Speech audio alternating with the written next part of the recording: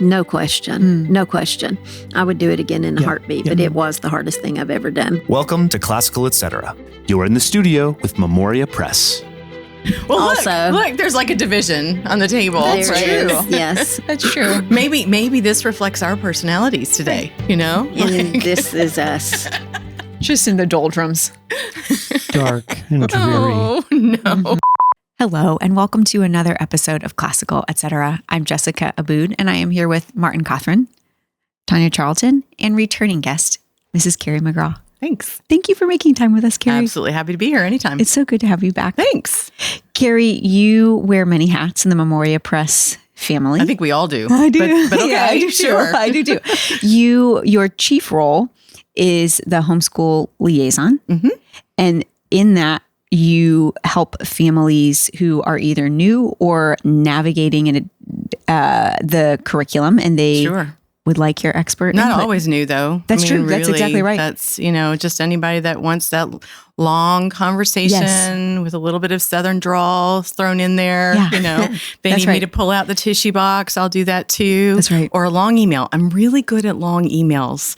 Yeah. There's a lot to explain. There's a lot to explain. There's a lot to talk about. And that's true. And so, anytime. Right. Yeah. At least I do my best. Been very, very busy lately. Yes. Very busy. You lead one of the book clubs that we have. I have a homeschool quite popular. book club. Yes. It has gotten very big. That's right. Yes. So we've got we're 170 now, registered for this.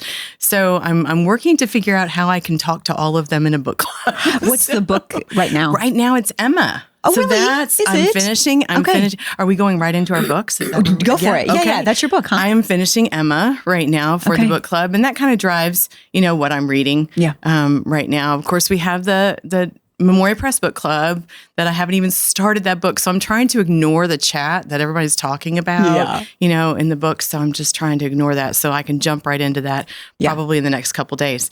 Well, and they're quite different. Emma and With God in Russia. Isn't it With God in Russia? It is. And I need to just set my Emma aside and then take that one on because we came off of another very big read. Mm-hmm. So Emma is lighthearted, and I think many of us are appreciating that. I think that's why we really kind of gained quite a few. I'm doing something new though with them. I'm doing a parent-teen pilot program to see parents and teens together, and we had to take just a small number and see how that goes. A book club, right? Okay. Well, Emma was a good one. Austin is a good one for that. I called this our Winter with Austin.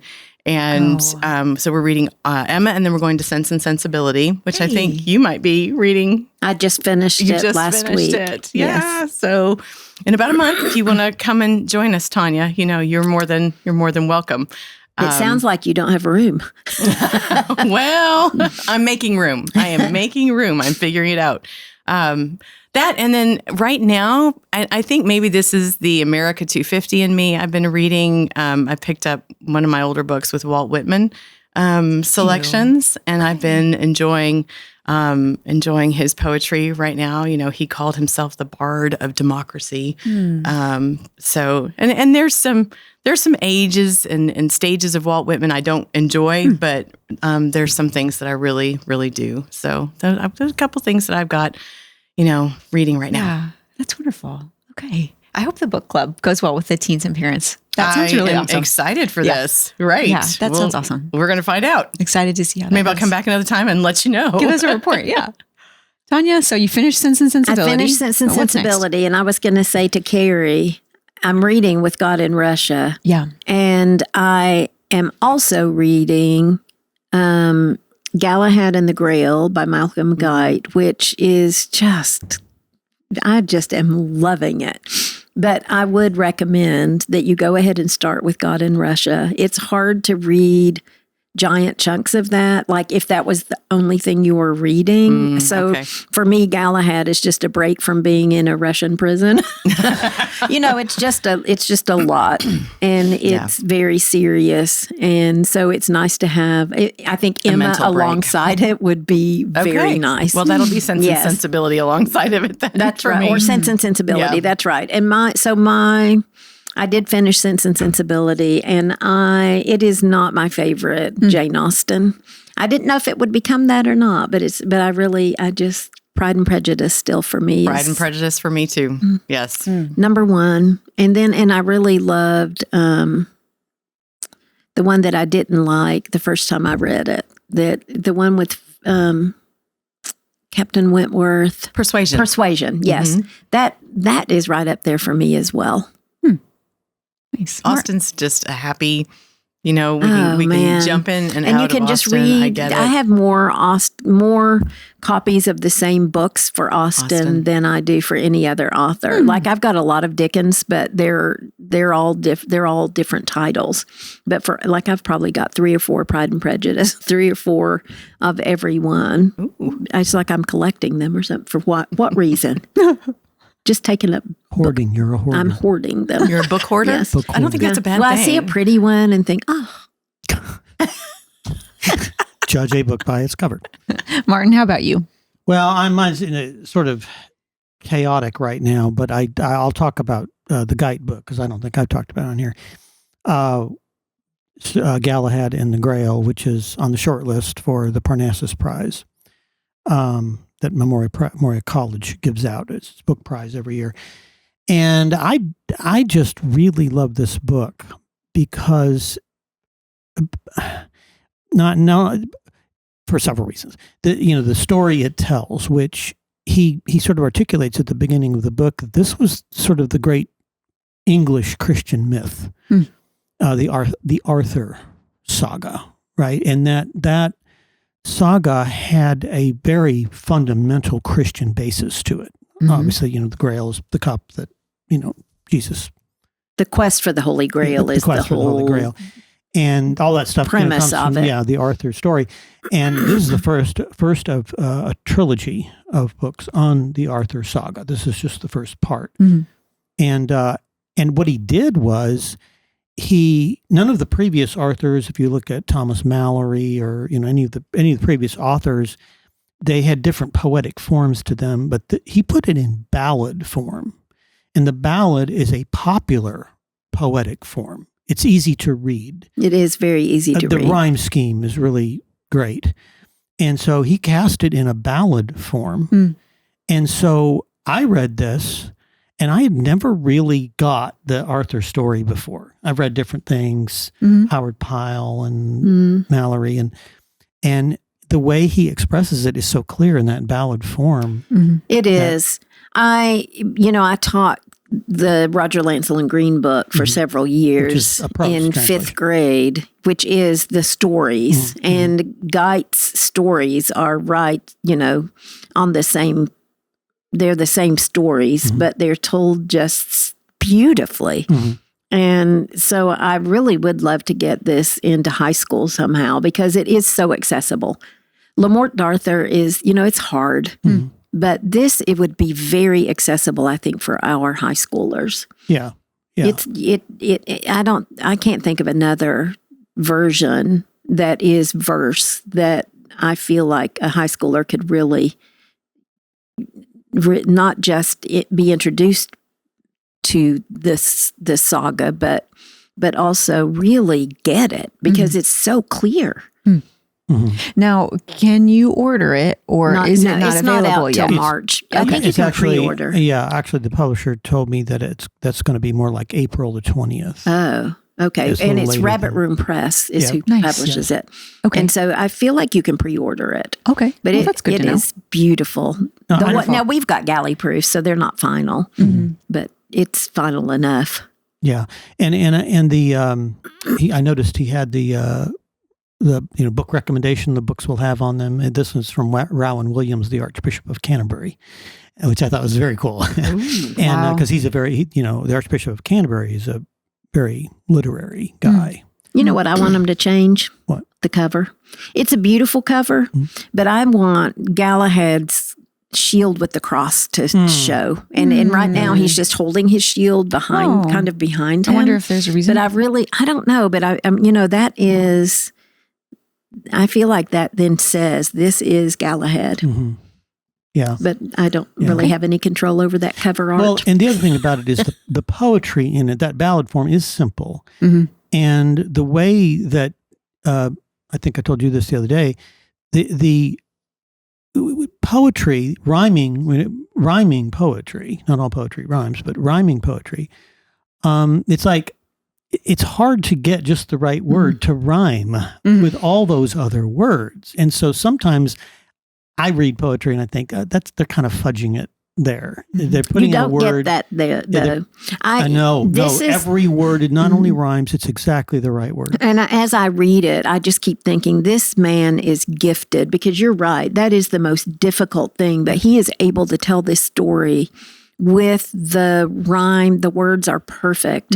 And I mean, he just has a muse. Yeah, he does. He's a great poet himself.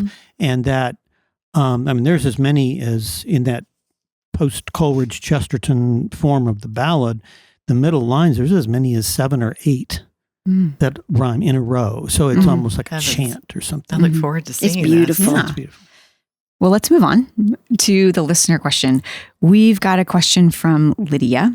She wrote our podcast at Memoria Press inbox. And if you have a question, we would love to hear from you too, right there at podcast@memoriapress.com. Lydia says, I'm starting my first grader on Memoria Press this year, and I bought a good chunk of the books. Should I add these to our library or just set them aside so that when my next children come into first grade, they won't have already read all that's there and can do pre-reading or questions beforehand? She says, seems silly to ask, but does it take away from the process and excitement if they read all the books I'm asking questions about each week the year they're in first grade?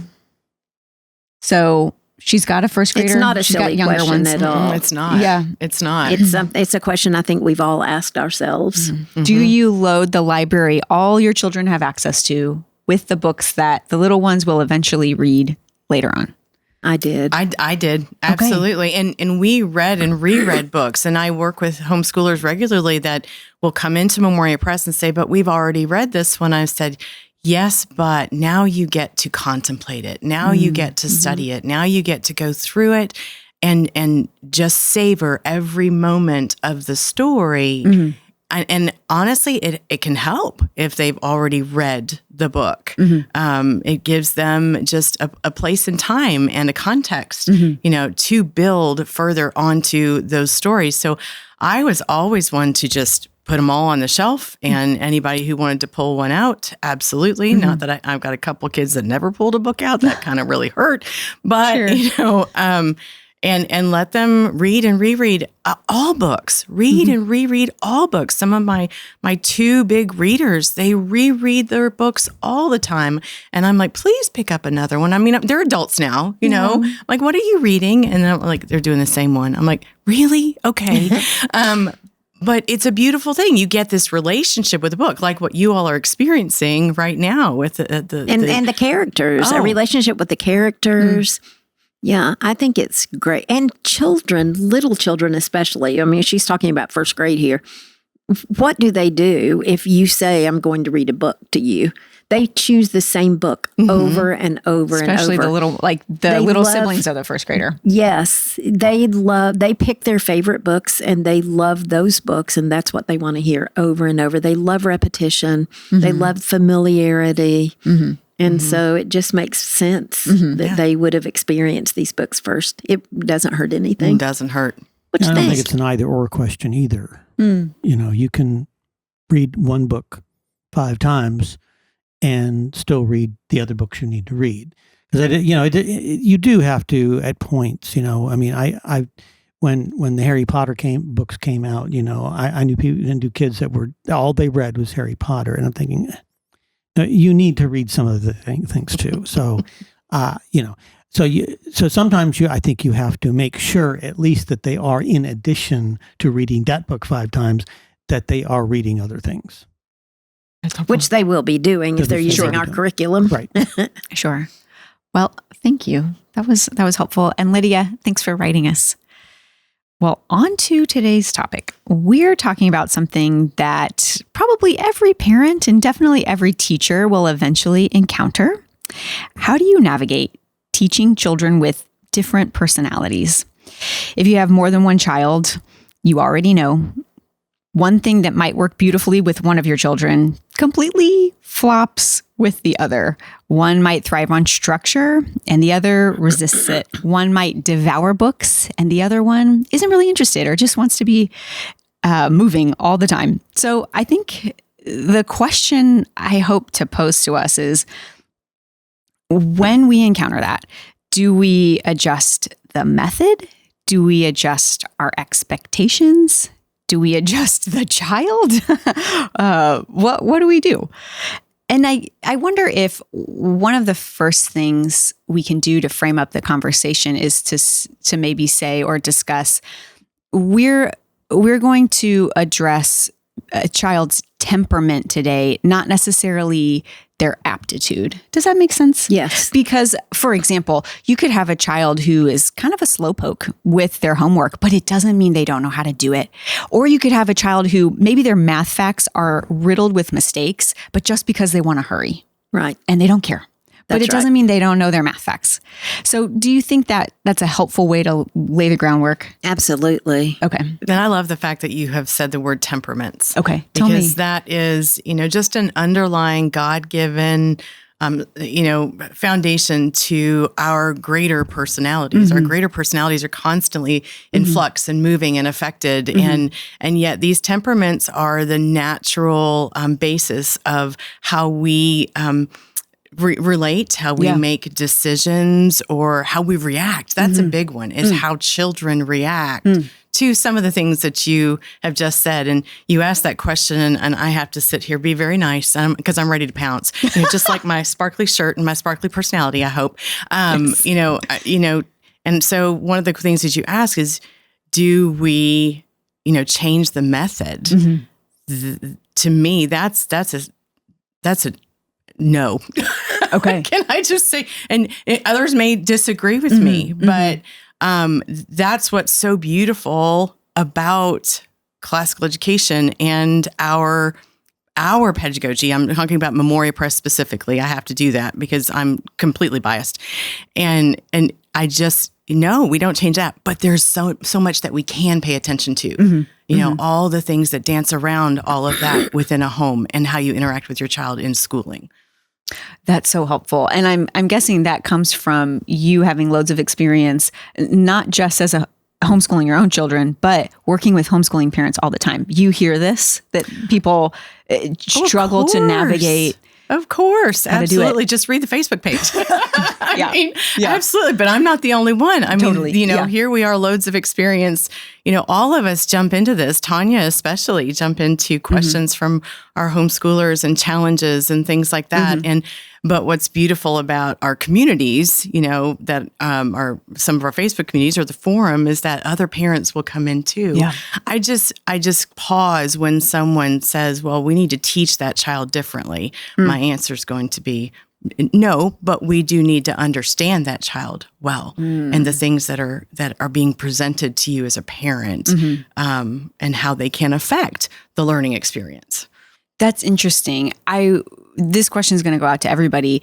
Does this lead us into a conversation about whether learning styles are real? Or, there's probably a huge discussion to be had about that idea. Martin, what do you think?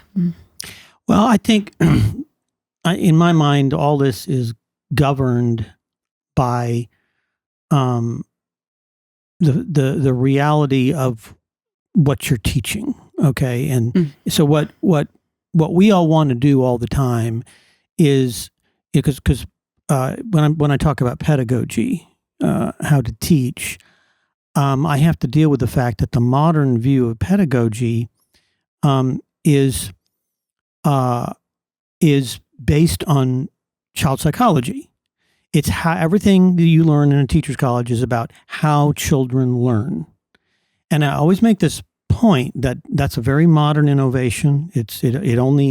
People only start talking that way in the early 20th, late 19th century when psychology comes along. Psychology did not exist, as we know it, did not exist before that. So what did classical educators do? Well, they made the child conform to the nature of the subject.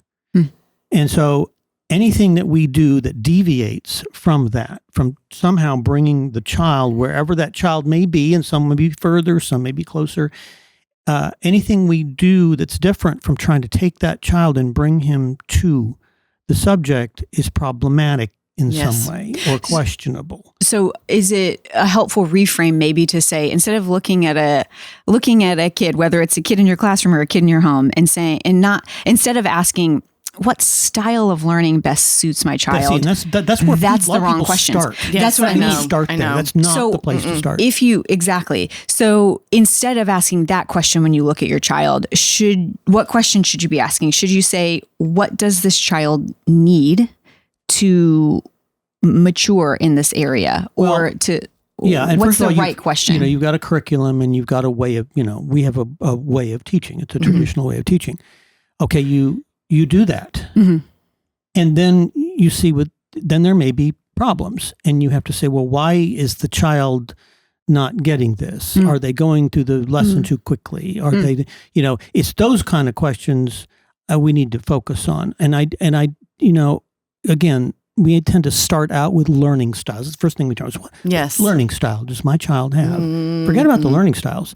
Just do the stuff and see where the problem is. You can diagnose the problem by trying to do the right thing first. Because I think the second part of one of your central question was, maybe the word was adjustment. I'm not sure. I don't remember. But, how do you adjust? And that's what Martin's saying is do the math, do the pedagogy, do the curriculum, and then look at the child who is getting all their little facts wrong. And yet when you do the flashcards, everything's perfect. But when you sit them down, to do their drill, they're missing, a good portion of it. And it's because, they're rushing. So what is it that we want to learn about that child? Not that we're going to change the drill, but what do we want to understand about that child that helps them to approach that drill in the most effective way? And what are the things that we might have to adjust in how we're doing the drill? So maybe we do a shortened drill, and we're looking for greater accuracy, and then we add another line the next day. I mean, that's the kind of thing. You're not changing the material. You are adjusting for the moments that child is challenged. And thank you, Martin, for talking about going straight into learning styles. And that is this, I'm going to put that under the progressive, right? Absolutely. I mean, Absolutely. I just, every time I love y'all. But if you call me with a 5-year-old and a 6-year-old and say I have a kinesthetic learner, I'm going to tell you every 5-year-old and 6-year-old is kinesthetic. They want to be up. I'm sorry. They want to be active. Well, and children do have different strengths and weaknesses. Sure. That's we have to acknowledge that. But what we tend to do is we try to identify either what kind of learner that child is or what they're strong at. My child's a math science type of child, or this is a child who likes to read books and is literary and all that stuff. And then we feed the strength, which is not instead of the entire child. Right. Pete Rose, who was one of the great baseball players, played for the Cincinnati Reds for years. Some people call him the greatest baseball player. He was asked one time, what makes you such a great player? And he said, I practice the things I'm not good at. That is absolutely what you need to do. If you have a child they're all math or they're all literature or whatever, they need to be strengthened in that other. Otherwise, they're going to be I don't want to say deformed because that's too strong, but there's going to be an imbalance of some kind if you just let the child do what he's already strong at or where his inclination is leading him. I think you have to trust the curriculum. Yes. Amen.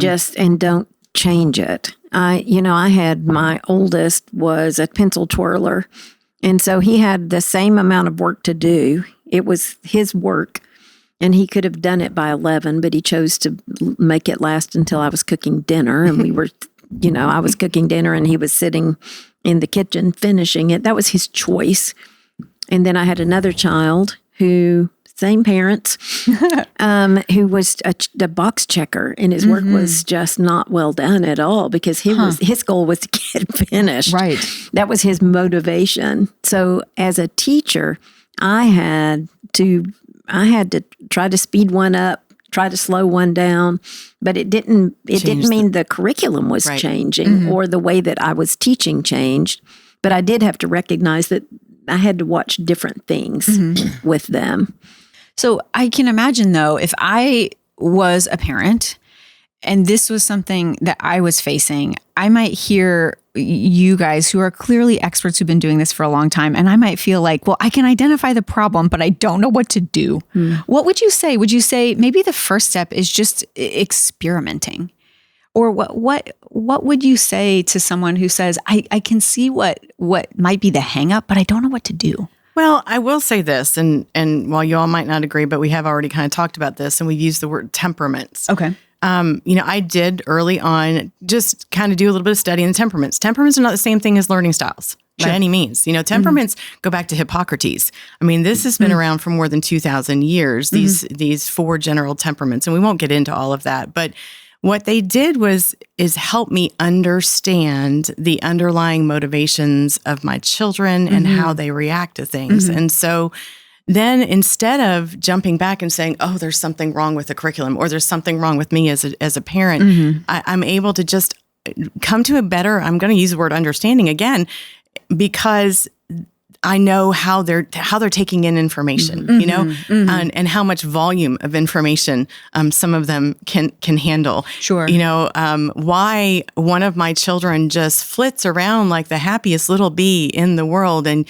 can you get her to focus on anything? Well, sometimes not. But that's when she was young. Well, wait, she's 19. She's still flitting. They do. So, and why? My son, he's just like the harmony of the home. He's just, he is our glue. And so just to understand their underlying temperaments was a great help. But to come to, to be creative in your own self, understand your own. Because I'm not the most creative person in the world. And yet, homeschooling made me more creative. Because I had to think around the problem. I had to think, if I'm not reaching my child in this way, what's another way that, and not changing the method, but what is another way that I can take the same material?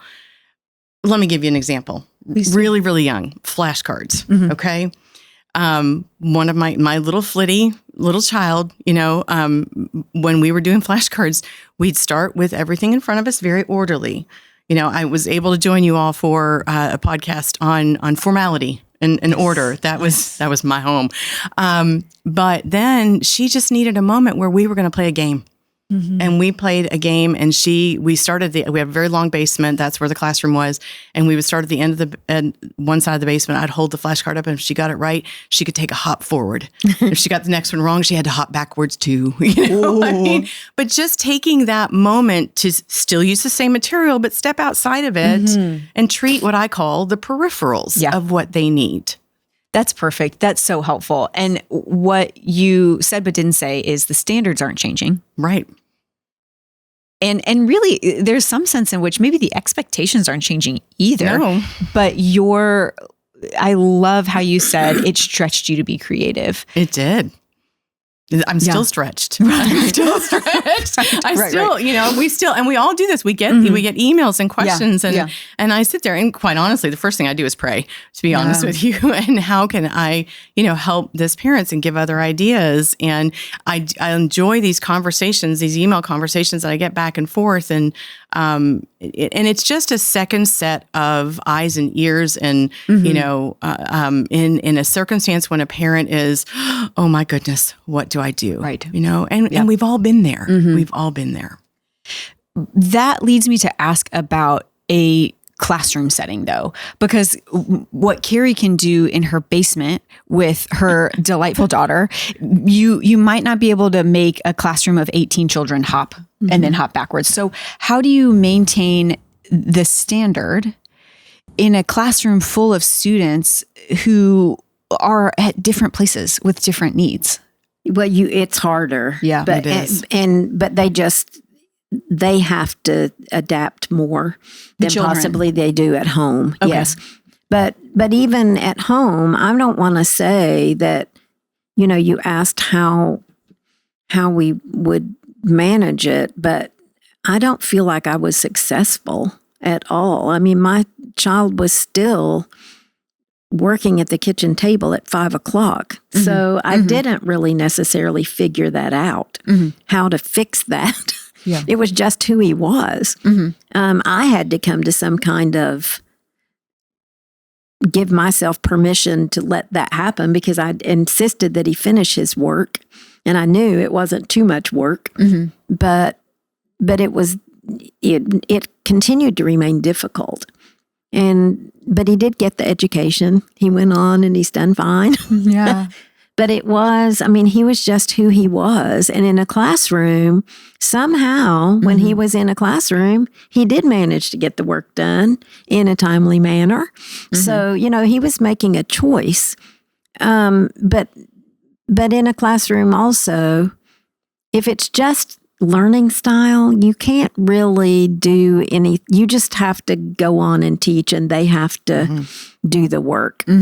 But if we're talking about a student who's actually struggling with ADD or something like that, then that really just requires you working with the parents. And, that's a different situation. Exactly. That's then a different personality. They're doing, and what are they? It's what they're doing outside the classroom. Really, is where this kind of the temperament comes more into play. I think because they're not reading something in the class. Usually, you're usually doing some classroom activity related to the reading that they should have already done the night before or whatever. Well, in the younger grades, they are reading in the classrooms. Okay. They're reading together. Oh, right, reading together, but they're not reading by themselves. No. Right. So, which is where just focusing in a quiet room on a book can be hard for children. So you don't have to deal with that. There's some of the things you don't have to deal with in a classroom. A classroom does require more conformity. But the kinds of things that you do there, if I'm teaching Latin and we're doing a grammar drill, there's not much of a difference in temperaments involved. It's whether you know it or not. And there's behavioral things that can vary from child to child. I'm trying to think about things. But generally, it's good for them. It's good for them to have to sit in a classroom and conform because that is leading them to be able to sit in an office and conform or sit in a college classroom. It's also, I think, easier to do because it's not just mom's eyes on you. It's everybody's eyes on you. So you do. It's a measure of accountability. There's more accountability with your peers as well. With your peers in the classroom. And when they start early in this type of orderly, formal classroom, they do conform. Yeah. They do. And it doesn't mean that the ADD doesn't still present as a challenge or the dyslexia or the processing disorders. Those are again, and the temperaments, those are again what I call, the peripherals around the curriculum, the core that you are teaching. And those things do need to be addressed. And when you have the child, God bless you, Tanya, for that. That's when I want a parent to realize, run a marathon, not a race. Your son made it through, and that may never have been solved. So many times we as parents, we see a problem and we want it solved. Right. Well, that problem is could very well turn out to be one of the greatest blessings that child has to bring others later on in the world, is that form of just, I'm going to get this done. That child is learning great diligence. I mean, they're going to stay in that task because procrastination's what I would call it. Procrastination too, but but also to take that and learn. Oh, wait, I need to not be a procrastinator as well. So I don't look at everything that we have to solve right away when you're talking about portions of their personality that affect the school day. But it's because there's a marathon to run, not just a race. That's really encouraging because I think if that is on your plate as a parent or a teacher, you naturally, out of love, feel an urgency. Oh, very much. To want to get it. You see the potential, or you see the good or the aptitude in your child, and you even maybe have your own places you want them to go academically in their whatever it is, right? Whole nother podcast. But the point I'm making is you feel a sense of urgency out of love. And I love that you said this is the long game. And some of those things maybe in their temperament get refined even once perhaps they launch and they do have Very the much college so. or platforms, environment, or they have different deadlines because now they have a full-time job or whatever it is. Some of those things get refined later on, and they really do work themselves out. And that's not at all to put a platitude on something difficult. It's more to say there's a bigger picture that is very easy to get lost in the weeds, because there are so many weeds to get lost in when you've got a child that you love. And I think, and I don't want to wade into this at all, but when they're young, to watch, how are we forming their hearts in the home under, obedience and appropriate God-given authority. And when those things are started, for this gets into parenting, I understand, and I don't want to go there, but I do have to say that sets a stage, for the classroom, and how we do that early. Yes. And Martin, we were talking about this episode yesterday at our desks. And one of the things we talked about was that sometimes for a child, one of the built-in character development features of education is the fact that they just have to sit there and do it. They have to do a hard thing. And coming out the other side of a hard thing that maybe, I was the kid who sat at the dinner table every night and my mom did math with me because I did not like it and I didn't do well in school with math. And I sat there and cried and she said, "We are doing this." And right. I did it. Yes. And did it make me a better person? I don't know about that. But It did, I though. had to. Yes, because you do have to do hard things in life. Right. And so your mother set the exact example, but she was also right there beside you. Right. Helping you. I didn't leave my child in the classroom when I started cooking dinner. I took him with me to the Eyes on. kitchen. Eyes That's on. right. That's exactly That's right. Yeah, they have to learn how to conquer something difficult. Mm-hmm. And I know, like for me personally,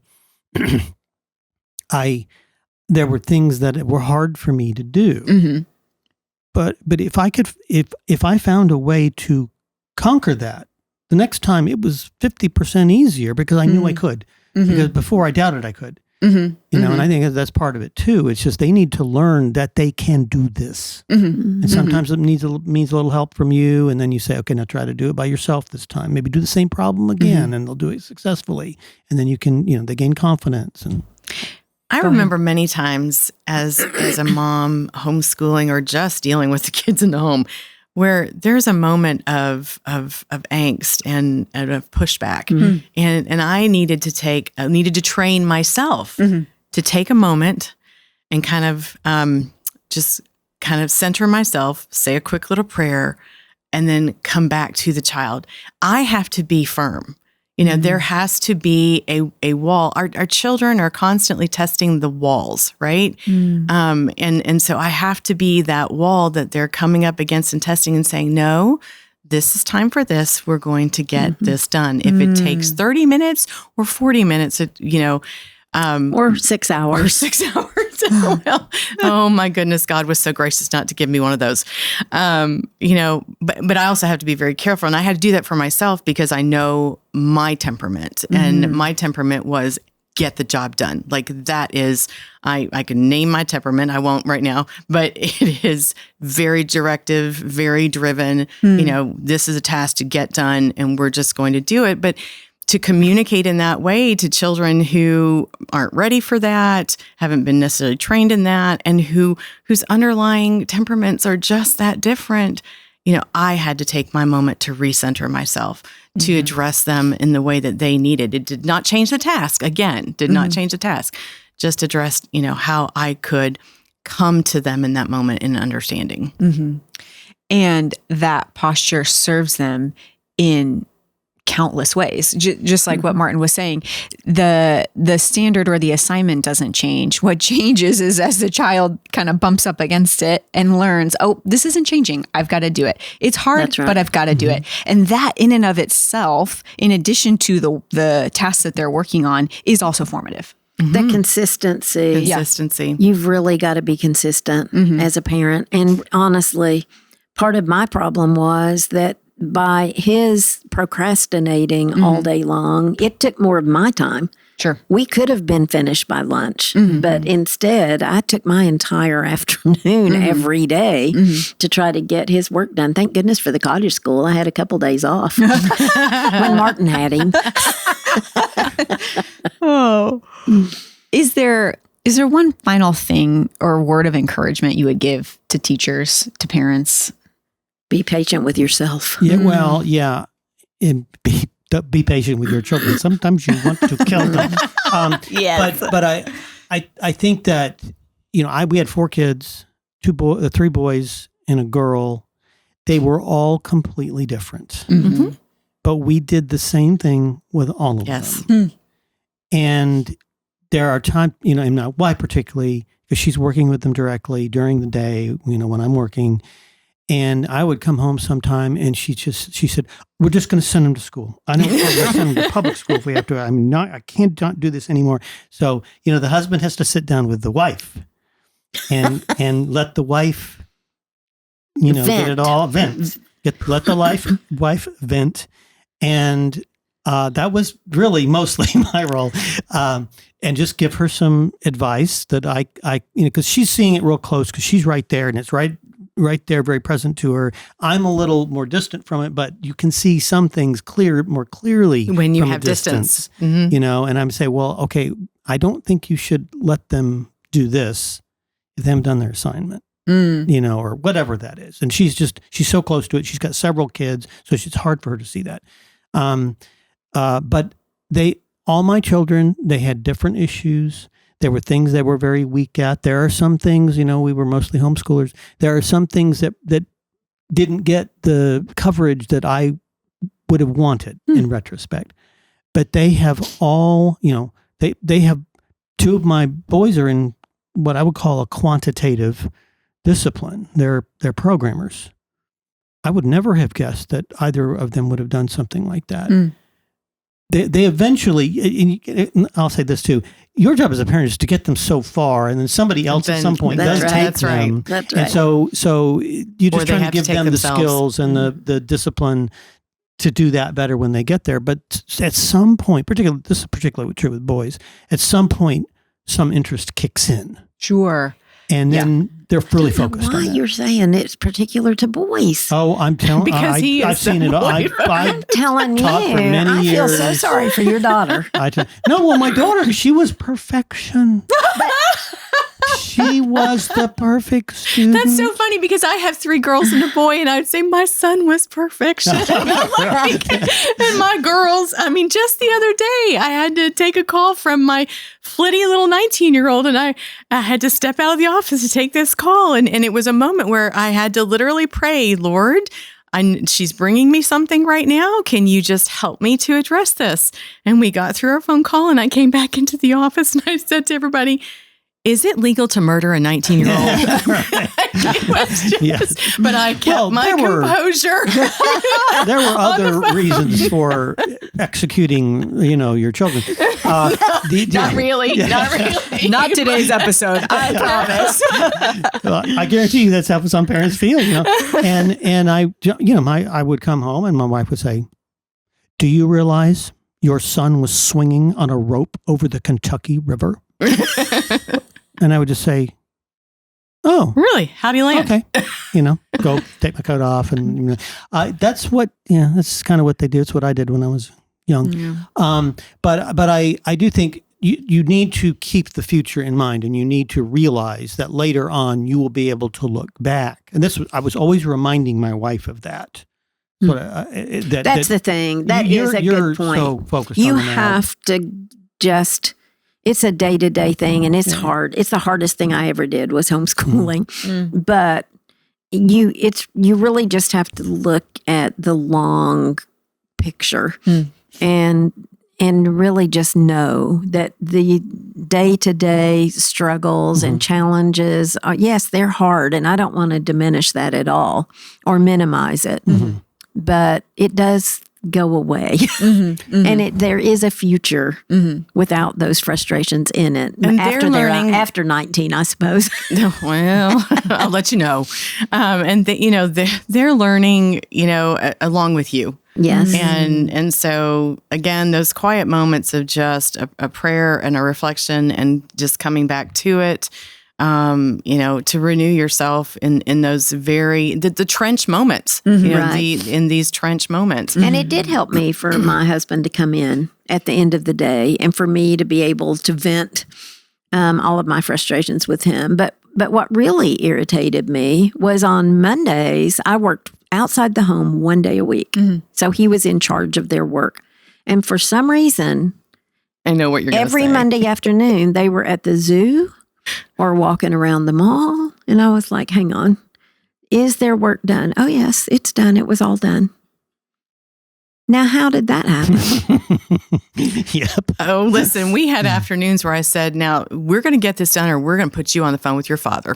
And It is a help to have. No, it's beautiful. But the self-doubt that can Yes. is a big problem, I think. It is a big homeschooling problem because it is a huge responsibility. And you have to, I think that it's good to have friends who are former homeschooling mothers who can assure you Or even that eventually that they had the same problems Yes. and that eventually it all turns out right. You would ask my wife today, well, if you ask her at the time, it might have been a different answer, but you ask her today whether she is glad that we did, and absolutely no question. Yes. No question. No question.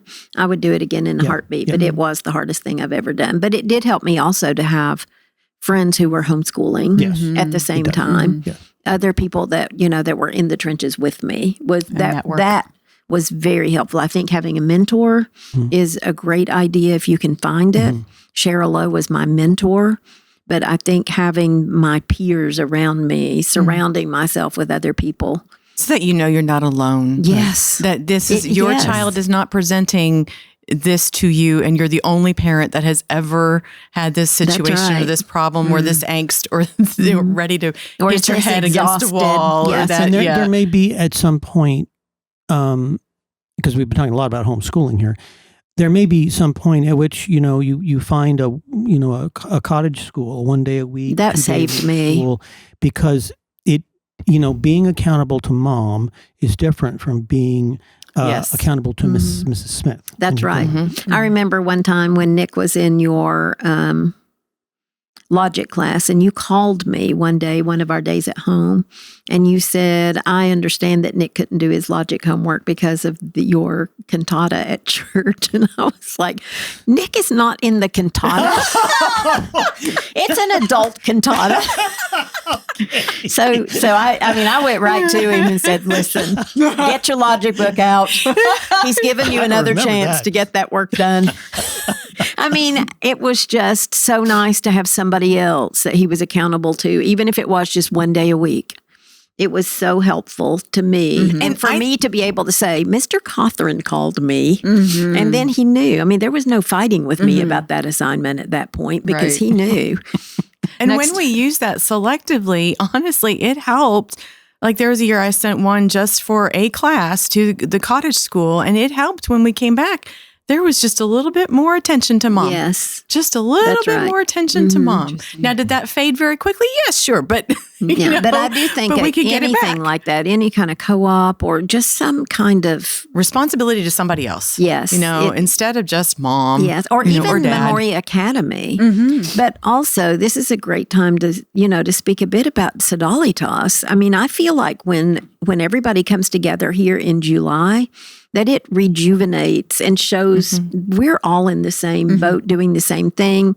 And you can go off and start your school year feeling like you have a community of people doing the same thing, taking on this rigorous academic education at home. And I think it could take you, maybe we should do 2, because I'm not sure it takes you all the way through the next year.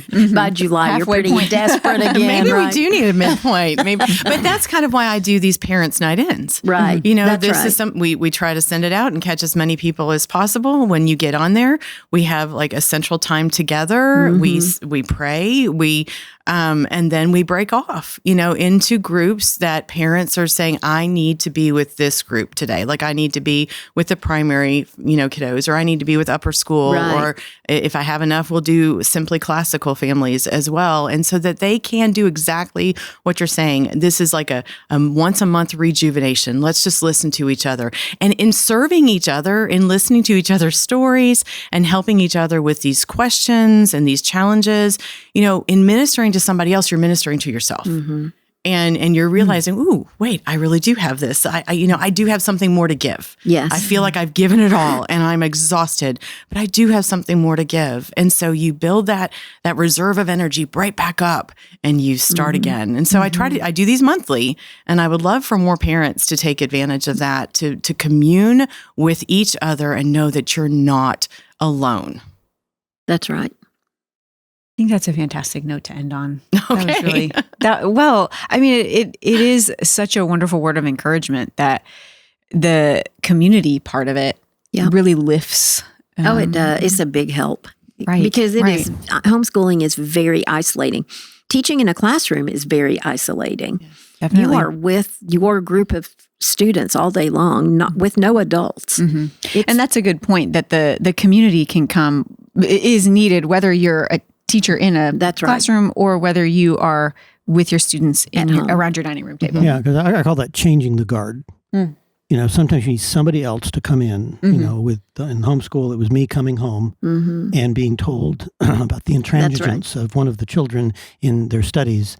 And I would walk in and I would say, I hear that you've been working on this assignment for 3 hours. This is a 15-minute assignment.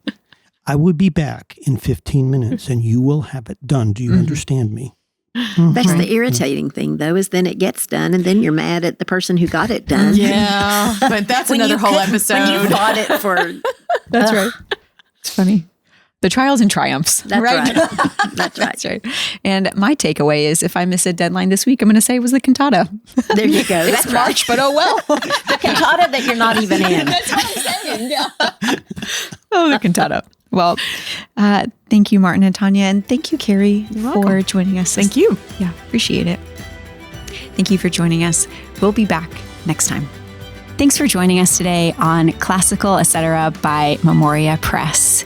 If you like what you heard, please like, subscribe, or share this episode or comment. We love to hear your questions and your comments.